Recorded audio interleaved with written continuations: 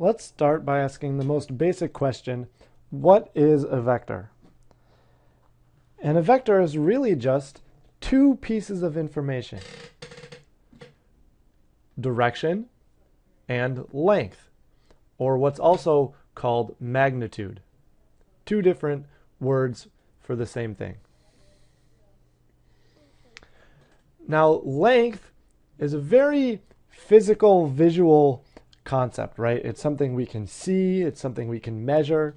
And the same with direction. It's our orientation. It's a very visual thing.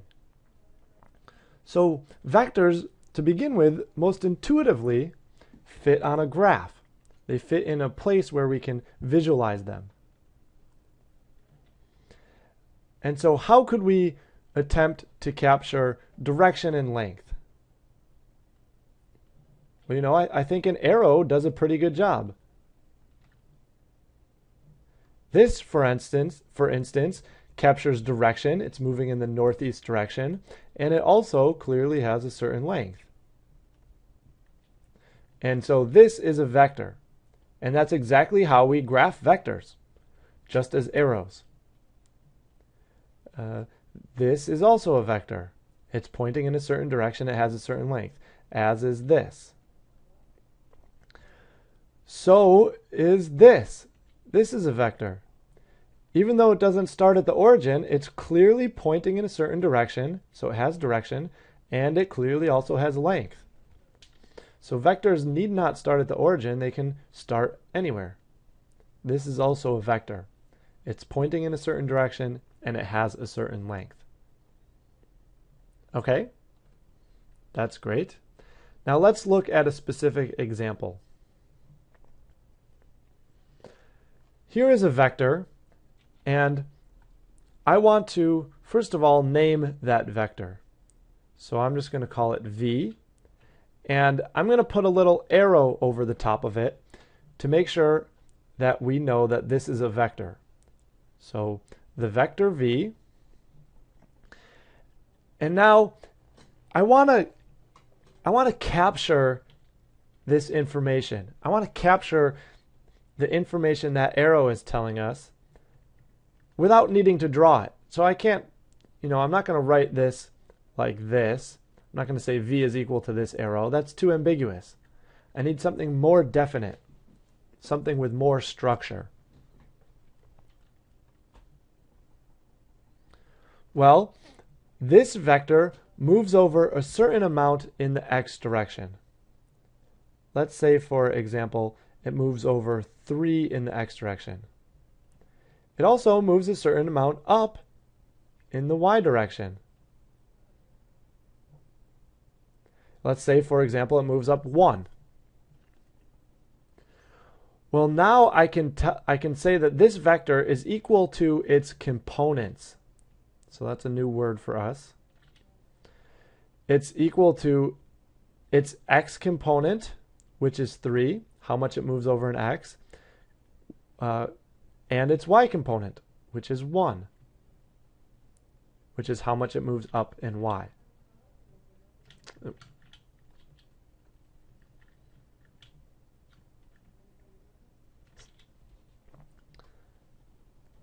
So again, this is the x component and the y component. And now, anyone in the world looking at this vector, v equal to 3, 1, can go ahead and draw that vector if they want to. They know exactly which vector we're talking about when we write that. Just a bit of notation here. This is also written as a column. And it's the exact same information. It's just vertical now. And again, this is still the x component and still the y component. Okay, let's look at another example. Let's look at, let's say, the vector u. And let's say it has the components -2, 3. Well, that simply means we're moving over -2 in x and up 3 in y. So maybe something right around here. So this would be 3 in y and -2 in the x direction. And there's our vector.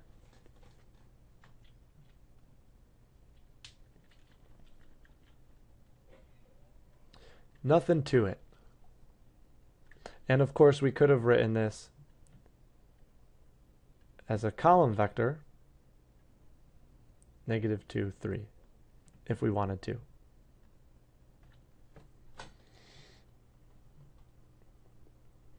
Okay, so we have that down, but what about direction and length? Does this capture direction and length? These just using two components, how does that tell us direction and length? Well, it tells us direction because this is the vector that moves over 3 in x and up 1 in y. That's its direction, over 3, up 1. It points in that direction. But what about length? Well, that's what we're going to talk about in the next video, but I'll give you a clue. We've formed a right triangle here. The components tell us the length of the base and the length of the height of the triangle. And what we're trying to find is this length here, which is the hypotenuse of the right triangle. So maybe you know some formula or theorem that tells you how to find the length of the hypotenuse of a right triangle.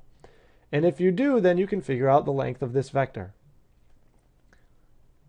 And that's what we're going to do in the next video. See you then. Let's find the length of v equal to 3, 1. But before we do that, let's just get some notation out of the way. When we're talking about the length of a vector, we write these double bars around it, almost like a double absolute value around the vector.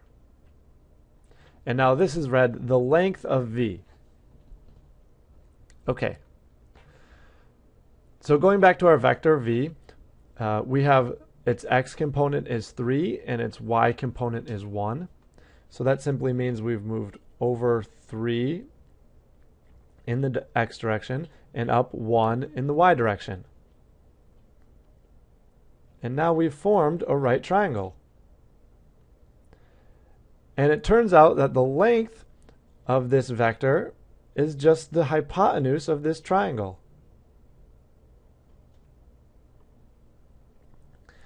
And so we could just use the Pythagorean theorem. The length of v squared is equal to the 3 squared, the base squared, plus the height squared.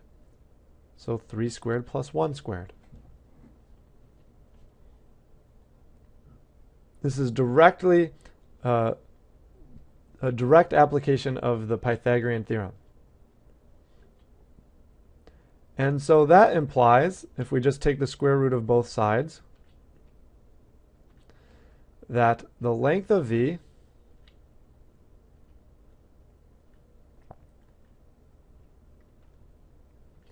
is equal to the square root of 3 squared plus 1 squared, which simplifies to the square root of 10. And it's really just as simple as that. All we're doing when we're finding the length of a vector is finding the hypotenuse of a right triangle using the Pythagorean theorem. Okay, let's look at another example. Let's say we have something like u is equal to -2, 7. So let's draw that. We're going to move over by 2 and up by 7, so something like that. So we've moved over -2 and we moved up by 7. So maybe I'll erase that. There we go. Okay, and now the length of u, again, is just given by the Pythagorean theorem. And we can just skip right to the final step. And this is just going to be equal to the square root of -2 squared plus 7 squared, which turns out to be 53, the square root of 53. And that's it. It's as simple as that.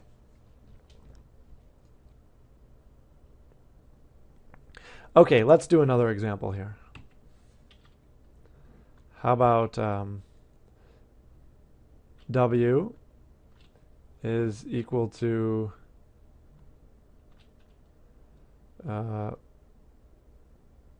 3 -2. Just making stuff up. Well, then the length of w is just going to be the square root of 3 squared plus -2 squared.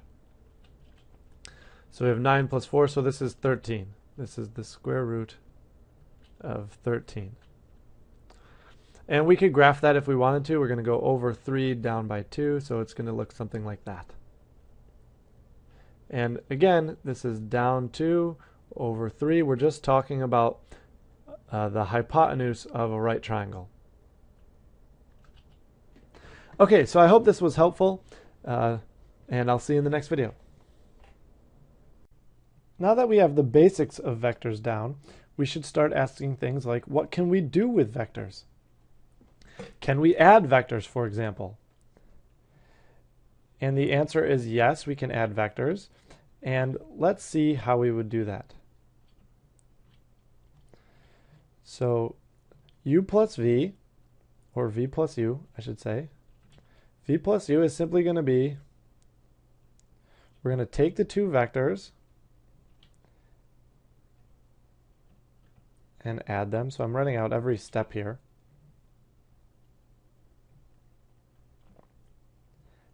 And how do we do this? Well, we just add their corresponding components together. So the first component of v plus u is just going to be the first component of v, which is 3, plus the first component of u. And you can see, just visually, you can see what's happening here. The second component of v plus u is just the second component of v plus the second component of u, which in our case just becomes 4, 6. So when we add vectors together, we get a new vector. And here we got the vector 4, 6.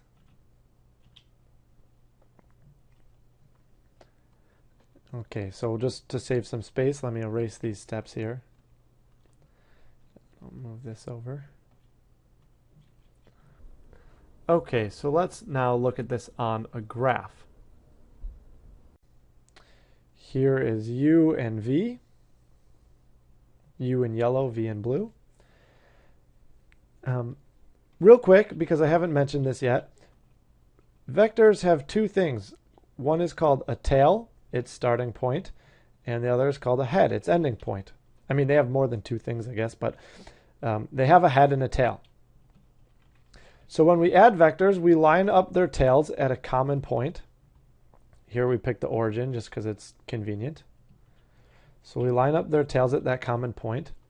And then to add them, we just take, we're going along v, and then we take u and place its tail to the head of v. So you can see what this corresponds to. This is like going along u plus v. Or sorry, going along v plus u. And now the new vector is just the vector that starts at their common starting point and ends at that addition. Oops, sorry about that. So that new vector is the vector v plus u. and we know it has components 4, 6. Which makes sense if we think about it. V took us over 3 in the x direction, and u took us over 1 more, so that would be 4.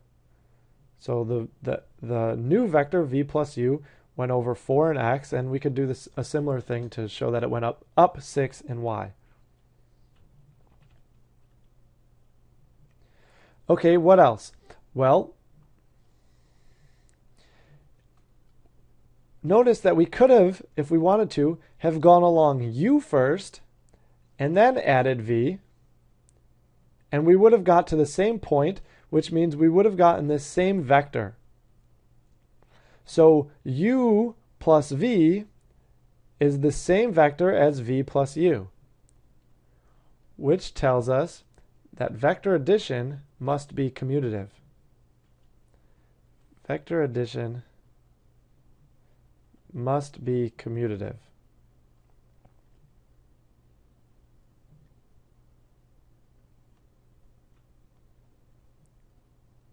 And we'll prove that in a few videos from now. We'll prove that vector addition is commutative, but just visually, this is kind of a geometric proof that it must be. Okay, that's vector addition. See you in the next video. Can we multiply vectors by numbers? And the answer is yes. So let's just see an example of that. If we want to multiply v by 2, so 2v, I'll just write it like this, 2v. Component-wise, this is just 2 times this vector, which we just take that 2 and we multiply each component by it. So this becomes, I'll write out each step here. This is 2 times 1 and then 2 times 2, which of course simplifies to 2, 4. The vector 2, 4. And we call 2, this number 2, we call it a scalar multiple. And there's a good reason we call it that, because what it does is it scales the vector. Oops. And let me show you that. Here is our original vector, just v. Here is 2v. It's twice as large. In fact, let me put regular v back.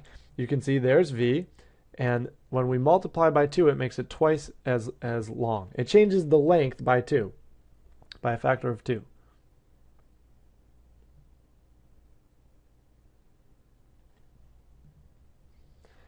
Okay, there's nothing fancy about that. We could also check out what happens when we take v and we multiply by a half. It makes it half as big, half as long. What I really want to talk about is what happens when we take v and we multiply it by -1. Well, then it flips the direction of v. Now v is going in the opposite direction. And what happens to the components? Well, that's relatively easy to figure out. Oops, I didn't need to erase those. If we take -1 times v, which I'll just abbreviate it as -v, this is -1 times 1, 2, which simply turns out to be -1, -2. And it flips the direction of v. And why is that so important? Well, now we can talk about vector subtraction. We have a -v here, and we know this works because we can multiply by that scalar of -1. And now we have a way to talk about vector subtraction. So let's go ahead and do that. See you then. Let's take a look at vector subtraction. This is going to work the same way that it works for real numbers. If we want to do something like u minus v, this is really just the same thing as doing u plus -v.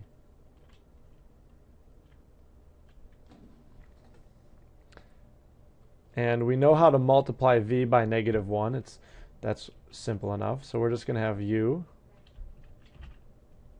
which is 3, 3, plus -4, -1. Okay, simple enough. We do that addition and we get 3 plus -4 is -1. 3 minus 1 is 2. And so this subtraction is just this new vector, -1, 2. Simple enough. So now let's take a look at that on a graph. Here we have v in blue and u in orange. And now we can graph -v. So it's just v, but pointing in the opposite direction. So there's -v. And now to do this subtraction, we're really just doing u plus -v. So we're just going to take the head-to-tail approach. We go up u, and then we add -v. And we get to this new vector, u minus v. There's our new vector. But notice that vectors, since they're translational, we can move them anywhere in the plane. We can draw u minus v here and close off that parallelogram. This is the same vector as u minus v over there. So this is still u minus v. We just moved it over. And that's pretty interesting because that tells us that u minus v is the vector that points from the head of v to the head of u. So make sure you see that. Points from the head of v to the head of u. In fact, let me remove that. Maybe you can see it better.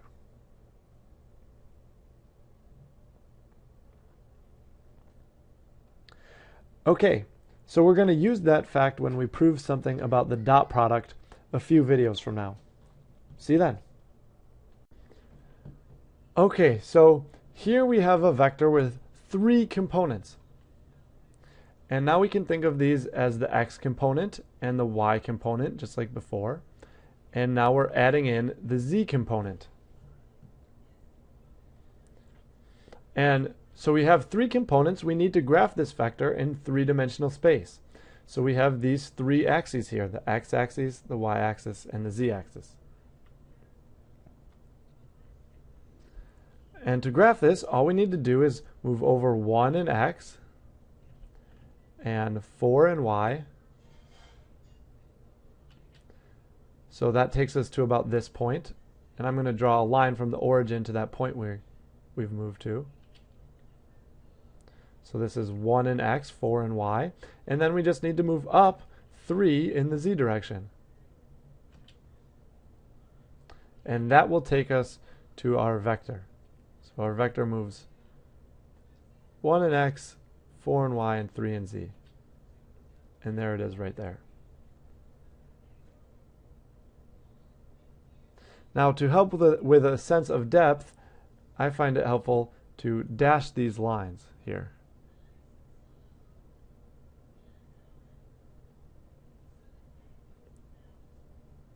And now that dashed line is like the shadow of v onto the xy plane. And then I also like to dash this line up for height. I just think it gives us a better sense of depth and clarity. Okay, and that's it. There's really nothing more to graphing vectors in 3 dimensions. I don't think you'll be asked to do that very often. But vectors with 3 components behave exactly the same as vectors with 3 components. Everything we learned for vectors with 2 components applies to vectors with 3 components, including addition, subtraction, multiplying by a scalar, the translational property of vectors, so on and so forth. Okay, see you in the next video. Oh, one thing real quick. If you've never seen 3-dimensional axes before, let me just explain that to you, why they look the way they do. It's as if Our whole life when we've been looking at the xy plane, it's as if we've been looking straight down the z-axis. Oops, I was on eraser. Straight down the z-axis. So if we had an xy plane, here's x and y, z would be at the origin coming out straight at us. And because it's coming out straight at us, we can't see it. If it were at even a slight angle, we would see it like this. This would be z coming out at us. And that's exactly what we have here. We've just chosen to rotate things. So you could see the x kind of swings down and y swings down into its place and z rotates up. So things are rotated, but it's really, it should seem familiar in that sense once you realize what's going on. Okay, anyways, I hope that was helpful. I'll see you in the next video. Let's talk about finding the length of a vector that has 3 components. So here we have the vector v equal to 1, 4, 3, and I want to find its length. In a previous video, we graphed this vector, and I want to point your attention to the fact that we have a right triangle here. This dashed line and this dashed line form the base and the height of the triangle, and the vector is the hypotenuse. And I'll draw in a little square symbol so maybe you can see it better. There's a triangle there. It's a little bit at an angle to us, but it's definitely a right triangle sitting there.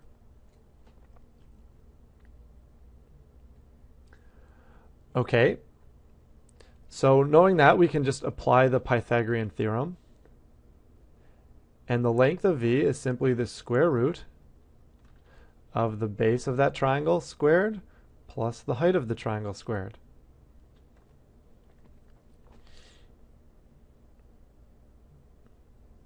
So now all we have to do is figure out what is the base and what is the height of that triangle. Well, the height is easy. The height is how far we go up in z. And we're just going up 3 units in z. So the height is just simply 3. Okay, took care of that. This is b squared plus 3 squared. Now what about b? Well, if you look closely, you'll notice that there's another right triangle right here. And that triangle, or what I should say is B is the hypotenuse of this triangle that I've filled in with yellow. In fact, let me pull that triangle out.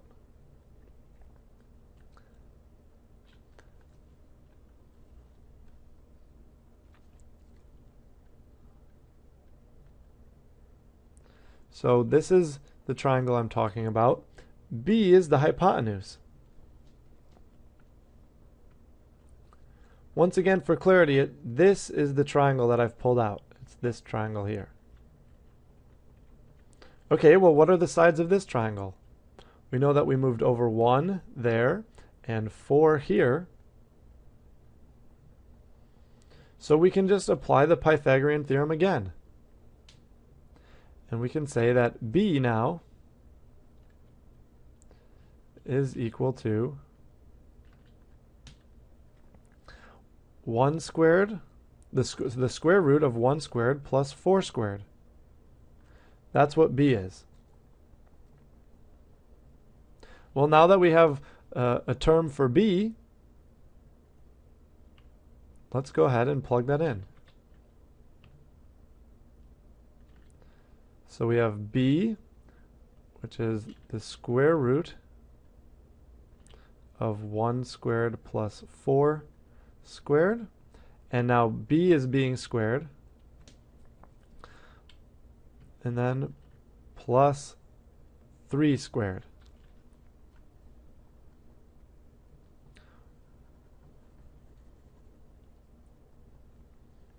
Well, something really nice just happened. Look at, we have a square root being squared.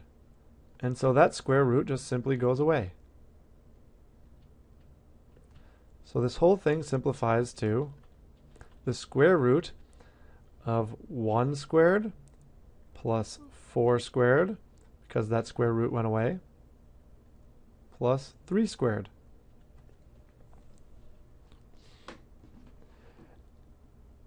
Now compare that to the components of v.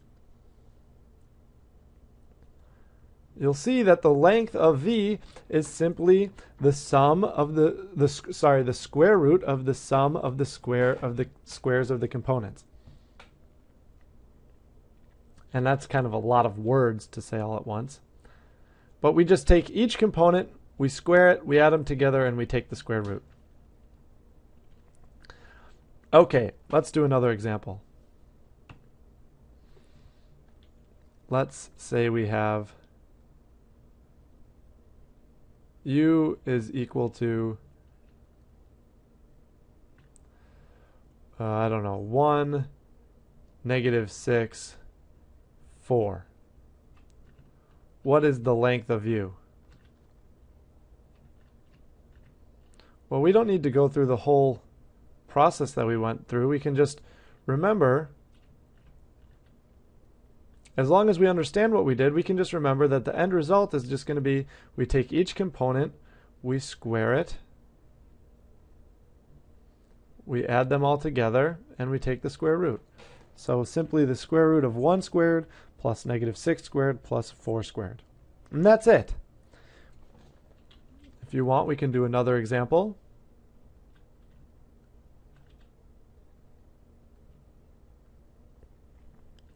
How about -3, 0, 9? So the length of w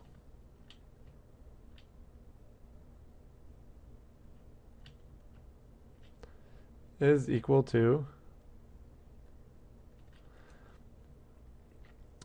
oops, what am I doing? It's equal to the square root of -3 squared plus 0 squared plus 9 squared. And there you have it. There's the length of a vector with 3 components. If you're wondering what happens if you have more than 3 components, let me show you that quickly. And I might make a separate video about this, but let's say we had something like v is equal to v1, v2, v3, and v4. So now we have 4 components. The length of v, you might be able to guess what it's going to be.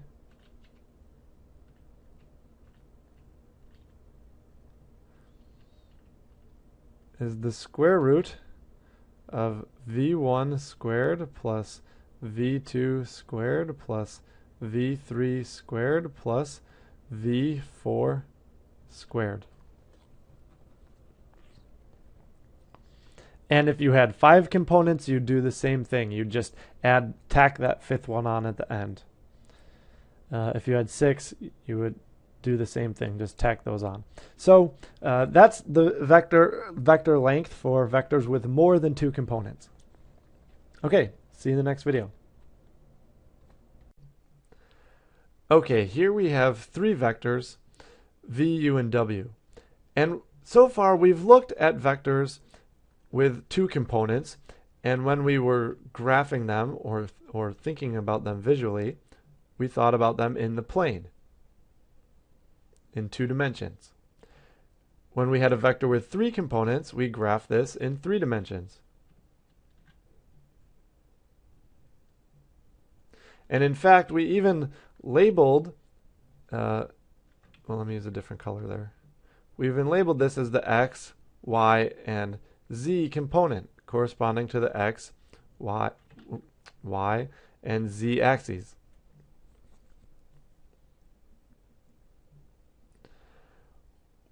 When we go to higher dimensions,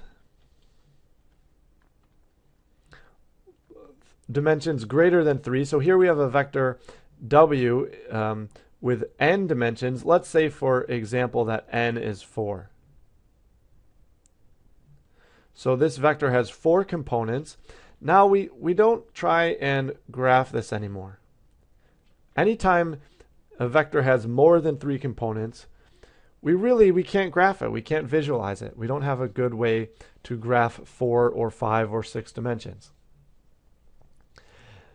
But the beauty of linear algebra and the power of linear algebra is the fact that we can take what we know from here, and from here for that matter, and we can push those concepts to higher dimensions, to 4 dimensions, 5 dimensions, 100 dimensions, 1,000 dimensions.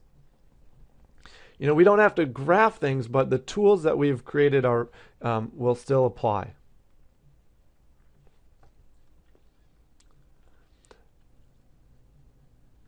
Okay. So let's talk about some things, some technical details here. One is the fact that vectors are ordered lists of numbers. They're ordered lists of components, right? First, this vector has the component v1, and then it has v2. We already talked about the order, how the order matters. Well, that means that v is what's called a 2-tuple.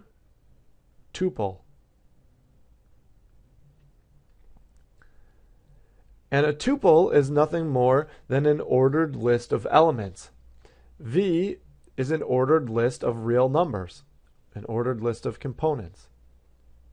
So V is a 2-tuple. It's a 2-tuple because there's 2 of them. Just like U is a 3-tuple, it's an ordered list of 3 components. And W is an n-tuple. It's an ordered list of n components.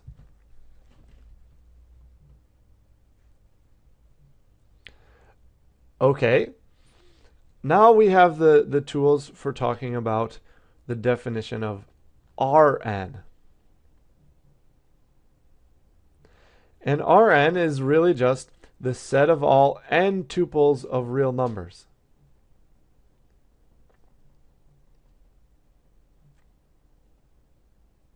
So, for example, if you have a vector with 2 components, that is an element of R2. Because R2 is the set of all 2 tuples, well, V is just one of those 2 tuples. So V must be in R2. And R2, we can loosely think of it as this plane. I mean, we haven't defined what a dimension is, but we can think of it as the 2-dimensional plane. So this is R2. Just like U is an element of R3. R3 is all 3 tuples of real numbers, and U just happens to be one of those 3 tuples of real numbers. So U is in R3. And R3 we can think of as the 3 dimensions. And again, we haven't formally defined dimension, but we can think of it like that. W, similar to the rest, is an element of Rn.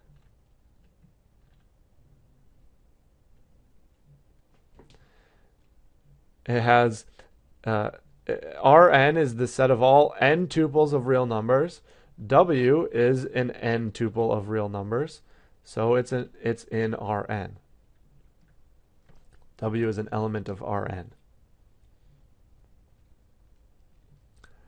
Okay, so I know this is a lot all at once, but really what's important here is this notation. To me, that's what's important. This is going to come up all the time. We're going to use it throughout the rest of the course. And if it helps you remember, just remember that the number up here is going to be the same as the number of components. So we can read this if we want instead of V is an element of R2, we could just read this as V is a vector with 2 components. U is a vector with 3 components. W is a vector with n components. Okay, so I just wanted to lay this out there so that we're all on the same page, and we'll move from here. See you then. Oh, also, we'll expand upon this idea of W, or sorry, of a vector in Rn, how we can work with that and abstract some of the ideas that we learned in 2 and 3 dimensions. Okay, see you then. Okay, so here we've seen the length of a vector with 2 components. In fact, we just used the Pythagorean theorem to figure out this length is just the square root of the first component squared plus the second component squared. In 3 dimensions, in a vector with 3 components, we derived this length using the Pythagorean theorem twice in a row. And you can go back and watch that video if you want. And we found the length of a vector in R3 is just the square root of u1 squared plus u2 squared plus u3 squared. A vector in Rn, the length is defined to be as follows.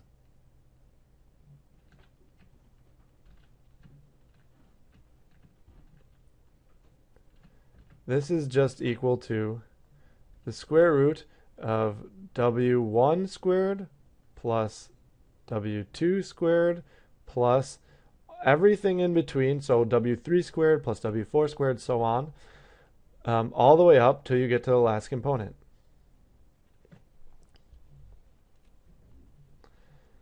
So it's really, you just take each component individually, you square it, you add all those together, and then you take the square root. That's how you find the length of any vector.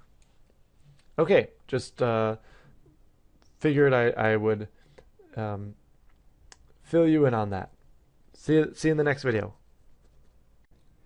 Here we're being asked to prove that vector addition is commutative and associative. So this will be our first proof in the linear algebra course. First of all, let's just define 3 vectors. U, V, and W are all in Rn. So there are 3 vectors with n components. And let's figure out what we're trying to prove. So we're trying to prove that vector addition is commutative. So U plus V is the same as V plus U. And associative. So U plus V in parentheses plus W is the same as U plus V plus W. Okay, so how are we going to do this? Excuse me.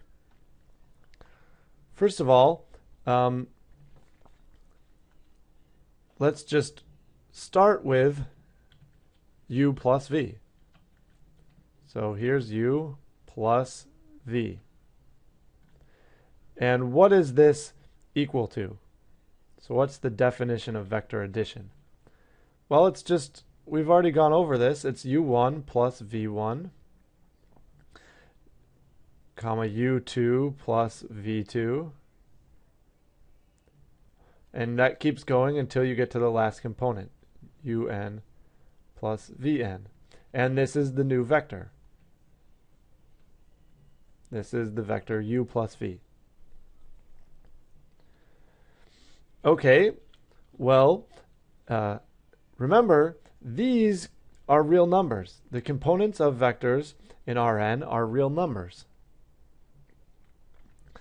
And so we can use the commutative property of addition of real numbers to switch those around.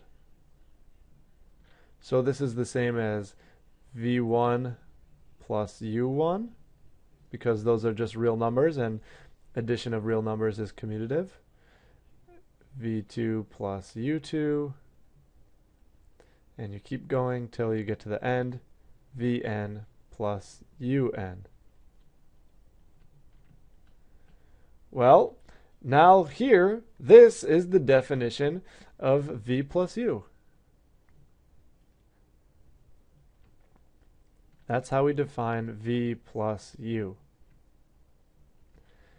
And so we have a simple algebraic proof here that u plus v is equal to v plus u. It's not really formal. There's no formal writings, but I think you can see clearly it's a proof. Okay. How about proving that vector addition is associative? Well, I want you to pause and try that on your own, but the strategy is going to be the same. What we did is we went ahead and used the properties of real numbers, the fact that real numbers are commutative, to prove that vectors are commutative. And we're going to use that same strategy for associative, for the associative property.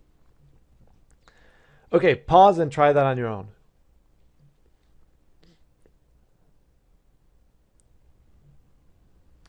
Okay, hopefully you're back from pausing the video and trying to prove that vectors are associative. And now let's go through it. So we have u plus v plus w. Well, we know that u plus v is going to be its own vector. It's going to be the vector u1 plus v1, and I'm just going to leave off the second component. You've seen it enough times. We know what's happening. Down to un plus vn. So that's this whole vector here. We can think of u plus v as its own new vector plus w. So plus w1, and again I'm going to leave off the second one and just write it like that.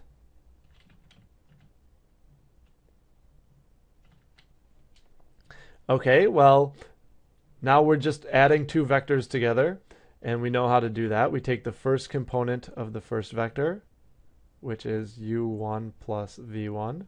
That's the first component of that vector, and then we add the first component of the other vector, which is just w1. And we do that for each component, each of the components, until we get to un plus vn plus wn. Okay. And now again we have real numbers here, and real numbers are associative. Addition of real numbers is associative, and so we're just going to use that property of real numbers.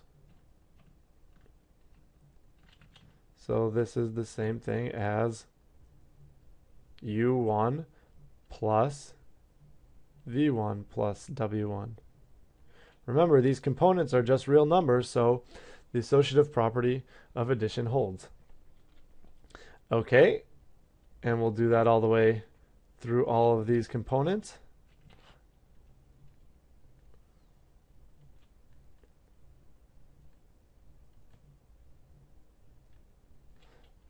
And we're almost done.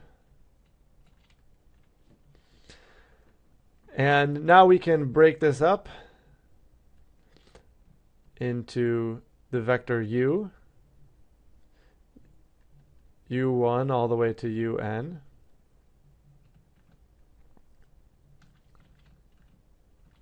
plus the vector v1 plus w1 all the way to the end, vn plus wn. And this, of course, is just u plus v plus w. And so we've proved that vector addition is associative. So again, it's a really simple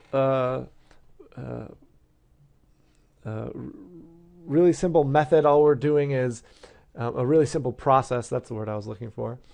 All we're doing is taking the vectors, breaking them down into their components, and since the components are real numbers, we can use the properties of real numbers on the component level and then we're kind of pulling things back out into vectors.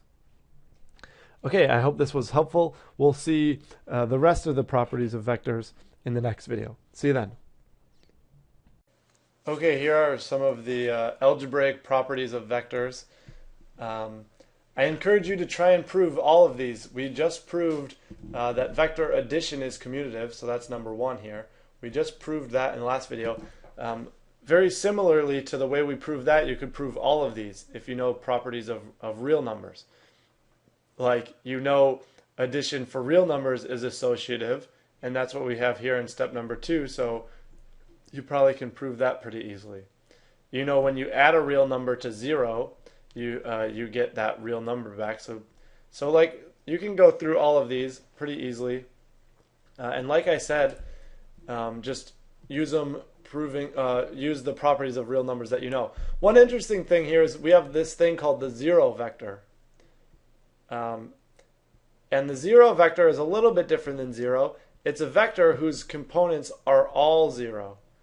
And that distinction is somewhat important because we can't add just a regular number, 0, to a vector. We have to add a vector to a vector. So when we do this addition, we need this to be a 0 vector so we can add each of the components together. But okay, so this is just for reference. You can view it at any time. Hopefully I'll have a reference sheet on the website that you can look at and print off. So we can use these from now on with vectors. See you in the next video. So if you've been following along so far, you may have noticed that we haven't talked about multiplying two vectors. And that's because there's a couple different ways to multiply vectors or to define a product of vectors. And one really interesting and useful one is called the dot product. So when you see this dot here, that indicates the dot product.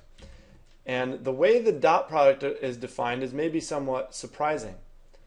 The way that we do this is we do u1 times v1 plus u2 times v2 plus u3 times v3, so on and so on, all the way till we get to the end, un plus un times vn. Why is that surprising? Why is that a surprising way to define a product of two vectors? Well, look at the result. What kind of object is this? It's a number. These two things are numbers. When we multiply them, we just get a real number plus another real number all the way across. When we add all these up, that's just a single number. So you multiply two vectors and you just get a number out. So you don't even get a vector back when you multiply two vectors with a dot product. So this is sometimes called the scalar product for that reason, that the result is a scalar. It's a real number, a constant. Those are all different ways of saying the same thing. So for slightly different notation and maybe a little bit more concise notation is we could use summation notation or sigma notation and just write this like this. So we sum up all the components from 1 to n, the products of those components. So if you're comfortable and familiar with sigma notation, this is one way to write it. I personally actually prefer this way up here because it's a little bit more informative, I think. It's a little bit easier to see just right away without interpreting the sigma notation. Anyways, that's that. Let's do an example. So if we have u is equal to 1, -2, and 5, and v is equal to 4, 3, and 1. So what is this dot product? Well, we just do exactly what it says. 1 times 4 plus -2 times 3 plus 5 times 1. So we get 4 minus 6 plus 5.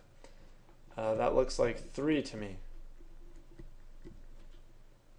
So maybe what I should have written was this is u minus v, or sorry, u dot v. U dot v is equal to this. We're taking u1 times v1 plus u2 times v2 plus u3 times v3, and then we're just simplifying the numbers, and it comes out to 3. This maybe seems a little bit bizarre, but we'll see in the coming videos why this dot product is really useful. See you then. Let's look at some interesting consequences of the dot product. And the first one that I want to look at is the consequence it has for the definition of the length of a vector. It turns out that because the way the dot product is defined, we can think of the length of the vector as the square root of the vector dotted with itself. And why does that make any sense? Well, if we think about what this is equal to, this dot product here is just u1 times u1, which is u1 squared, plus u2 times u2, which is u2 squared, plus all the way up to un times un, so un squared. So that just comes from the definition of a dot product. We take each of the components, we multiply them together, and we add them up. And we already said that this is how we are going to define the length of a vector. Remember, we did this in 2 dimensions where we used the Pythagorean theorem to find the length of a vector. In more dimensions, we just keep adding the squares of the components. However many more components we have, we square them and we add them underneath the square root. So that's the length of a vector, and so it makes sense that the square root of u dot u is the length of the vector. Also notice that, this is a pretty natural follow-up, but the length of a vector squared, that means, is equal to the vector dotted with itself. So we just squared both sides of this. Okay, that's pretty cool. What else? Well, the more interesting thing that happens is has to do with the angle between two vectors. So let's say this is u and this is v, and this is theta. Well, what if we did u minus v? We already talked about what u minus v is. It's the vector that points from v to u. Now we've drawn a triangle here. What we can do is we can use the law of cosines to help us figure out this angle in here, or to help us figure out this side u minus v. So the law of cosines tells us that the length of the side we're trying to find, u minus v, so this is going all the way back to your geometry class, and you can look up the law of cosines if you don't remember it, but that length squared is equal to the length of one of the sides, that's u, the length of u squared, plus the length of v squared, minus the length of u times the length of v. So I know that these length symbols get really tedious, but I'm just going to keep going with them here.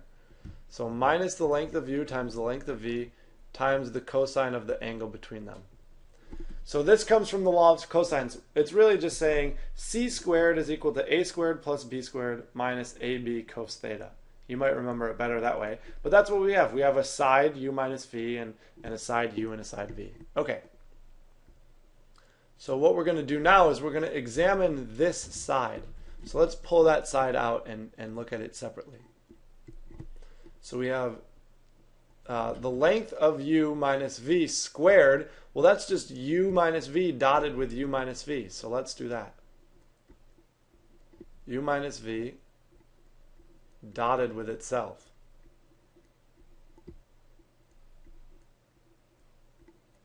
And now there's some properties of dot products that I haven't told you about that are going to become useful here, like commutativity, but we'll see that in action. So u dot u, well, we just talked about that. That's the length of u squared. So let's write that as that. U dot u is the length of u squared.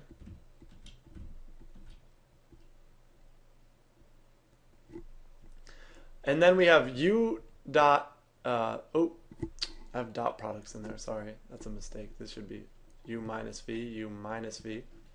So u dotted with minus v, that's minus, so let me write that on the side, minus u v, minus u dot v. And then we have minus v dot u, so that's minus v dot u. But like I just said, the dot product is commutative, so this becomes, when we add those two together, we just get minus 2 u dot v. So I hope that was relatively clear. We're just foiling this out with the dot product. Okay, so based on what we just talked about, that's minus 2 times u dot v. So just to be explicit, really explicit here, that was this u coming over here and this v coming this way. So I had to pause the video because my phone was ringing. But yeah, like I was saying, this u comes and multiplies that v. This v comes and multiplies that u. So we get minus 2 u dot v.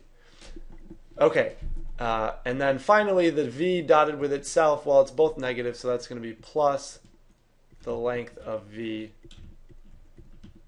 squared.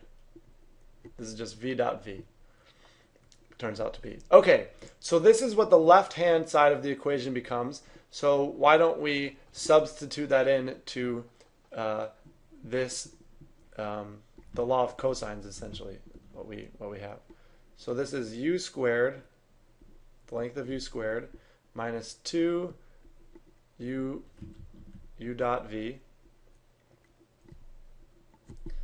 plus the length of v squared is equal to the length of u squared. So this is now the right-hand side of the equation from up there, plus the length of v squared,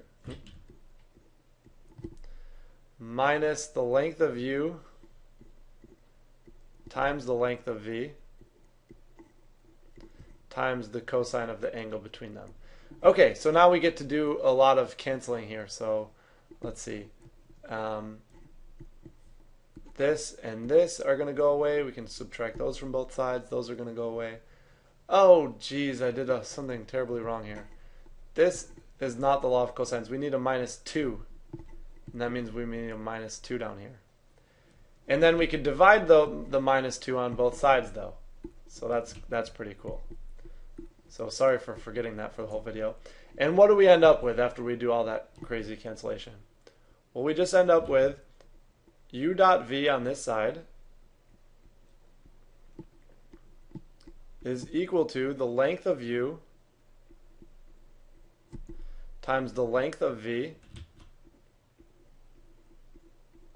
times the cosine of the angle between them. And now that is really cool because as long as we're given the vectors u and v, we could figure out what u dot v is based on the definition, sum up the products of the components, and then we can figure out the lengths. We know how to do that. We just take the square root of the sum of the square of the components. And then we have this cosine of theta, so we can solve for theta, and we can figure out the angle between two vectors just knowing what the two vectors are. So that's really cool. So in fact, well, remember that this proof came from the law of cosines, which only really works in 2 dimensions. We're talking about a triangle. So when we go to higher dimensions, we take it as a definition that the cosine of theta is equal to u dot v divided by the length of u times the length of v. So that just comes because we just divided by length of u, length of v. So notice two things happened here. One, we have an alternate definition for the dot product, or an alternate way to express the dot product. And also now we have a way to express the angle between two vectors in terms of the dot product. And that's really cool. So I hope this helps. I'll see you in the next video. let's use what we know about the dot product to find the angle between these two vectors. So what we're going to do is remember our little formula, which says that the cosine of the angle between two vectors is equal to u dot v divided by the length of u times the length of v. So if we want to find the angle between two vectors, we have to do just a few computations. We have to find the dot product, and then we have to find the length of each vector. So let's go through that. So the dot product of u and v, so u dot v,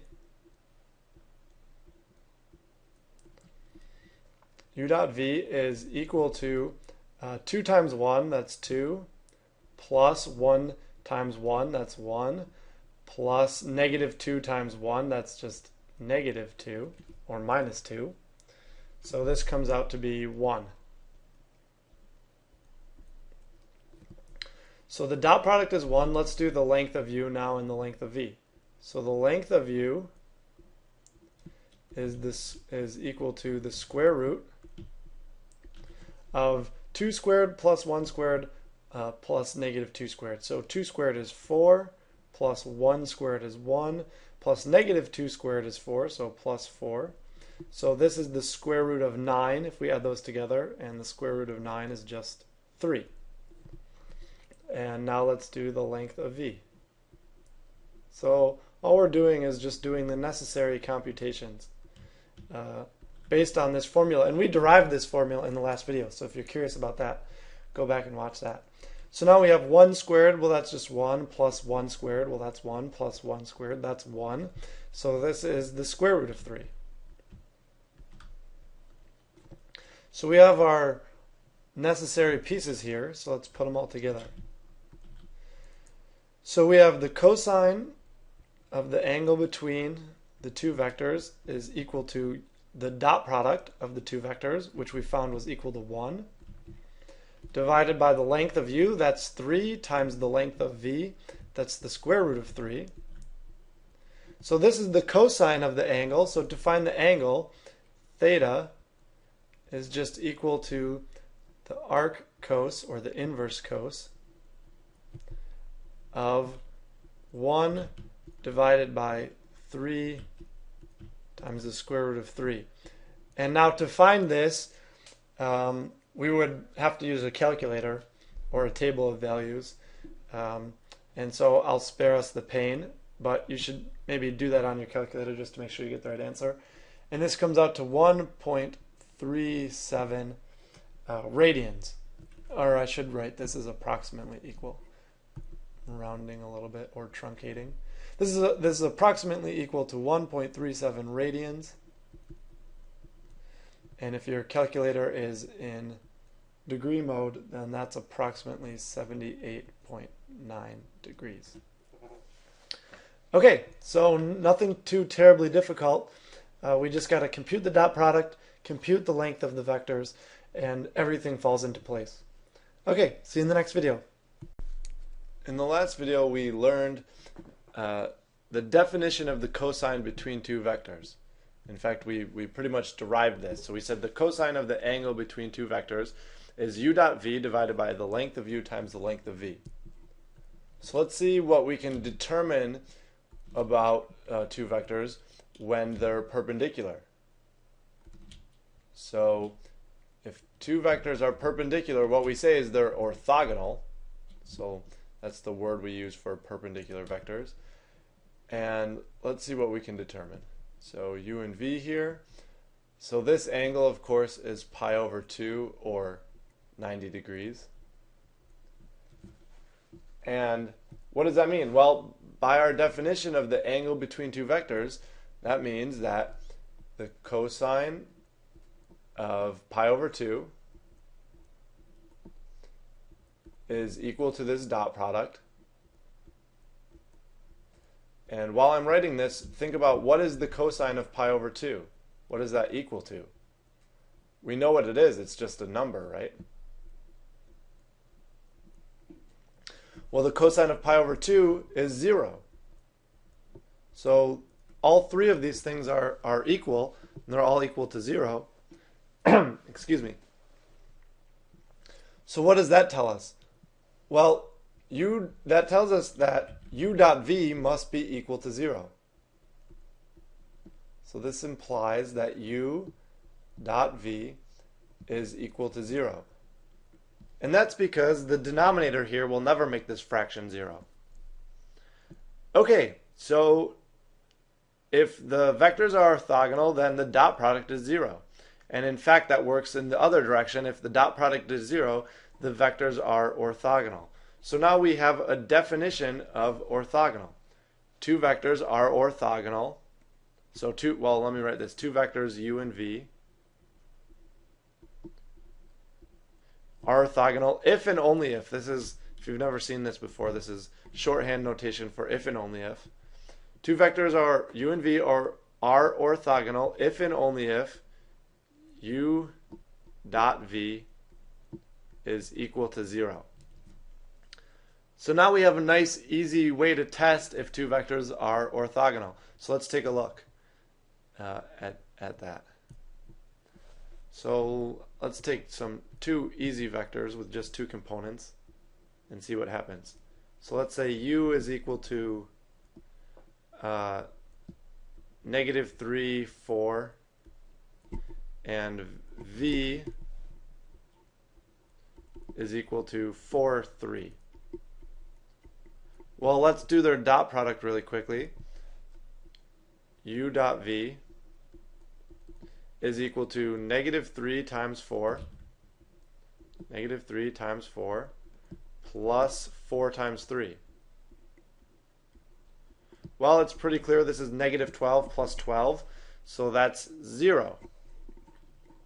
So by definition, these two vectors are orthogonal. So let's take a look at what they look like if we were to graph them. So u is -3, so we'll go over 3 up 4, -3, 4. So it's kind of a rough sketch. And then v is +4 and up 3, so about there. And even though this is just a rough sketch, it seems pretty reasonable that these two vectors are orthogonal. That looks to be about 90 degrees in there.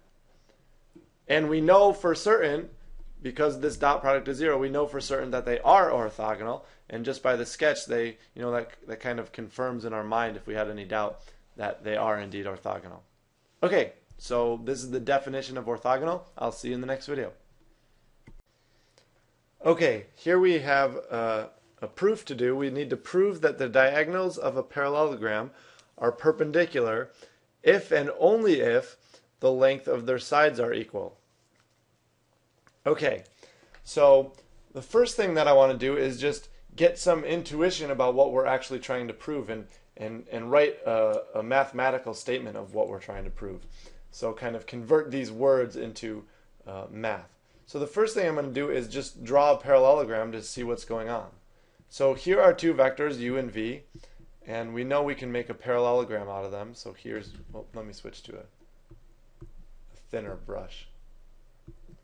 So here's u and here is v. And we know we can make a parallelogram out of them, so let's do that.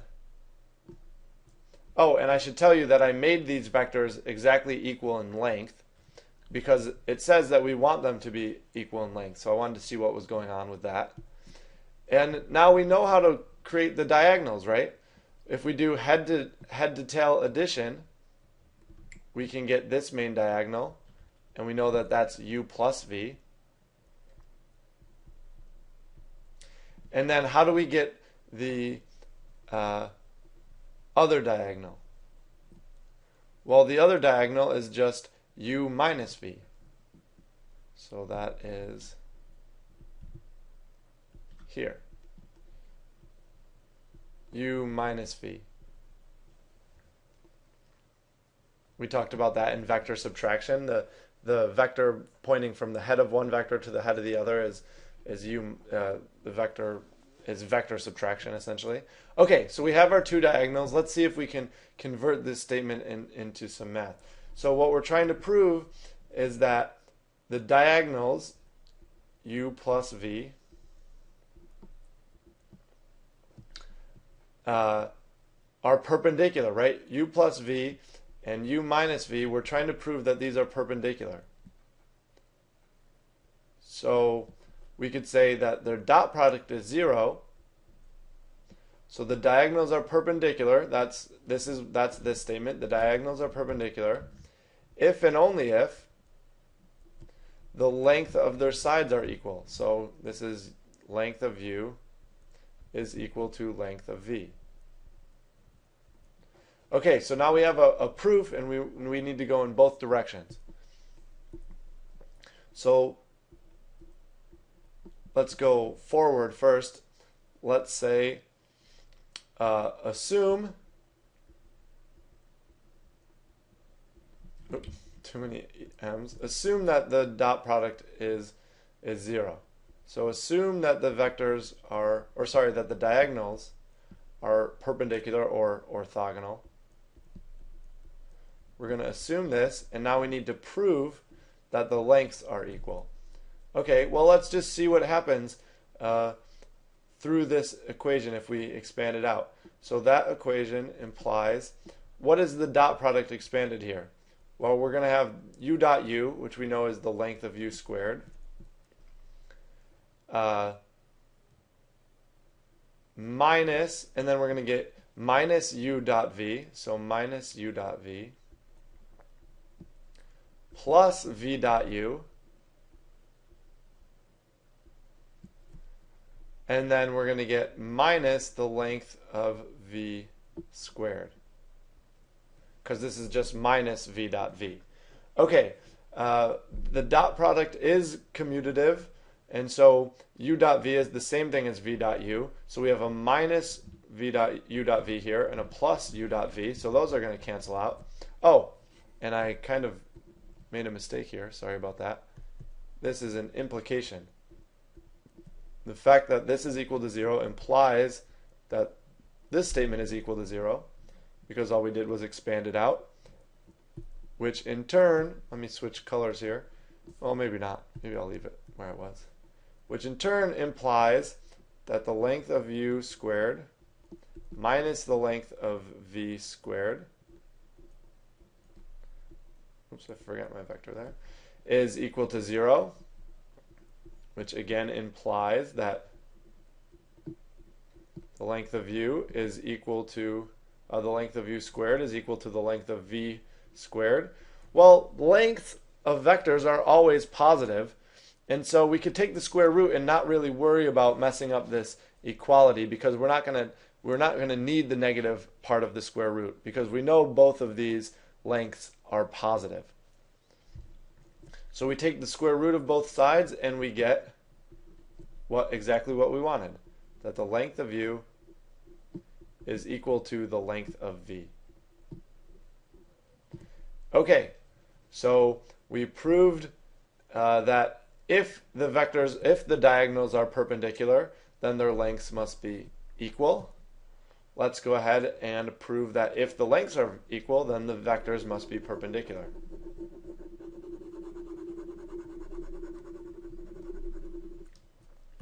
So I'm just going to write this kind of backwards implies arrow just to indicate we're doing the other part of the proof now. So we're going to assume that the lengths are equal, and what we want to get to is that the vectors are perpendicular, or the diagonals are perpendicular. So we're going to assume this. Now this doesn't seem, it seems like, well, where do we go from here? How do we construct a proof out of just this equality? Well, what I would do is I would say, okay, consider